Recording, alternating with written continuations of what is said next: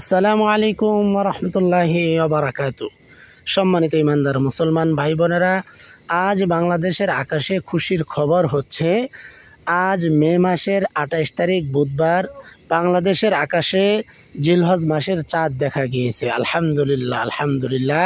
কাল বৃহস্পতিবার ২৯ তারিখ, আজ রাত থেকেই রোজা রাখার জন্যে সেহরি খেতে হবে এবং রাতের আমলগুলো আল্লাহর কাছে অনেক প্রিয়, রাতের আমলগুলো করতে হবে।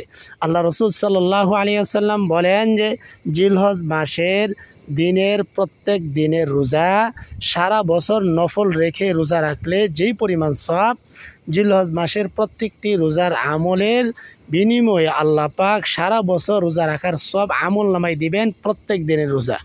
আর রাতের আমলগুলি শবে কদরে দাঁড়িয়ে থেকে ইবাদত করলে, অর্থাৎ ৮৩ বছর ৪ মাস ইবাদত করলে যেই পরিমাণ সওয়াব হয়, রাতের বেলায় ৪ রাকাত ৬ রাকাত নফল নামাজ আদায় করলে সেই পরিমাণ সওয়াব আমল নামাই দিবেন ইনশাআল্লাহ।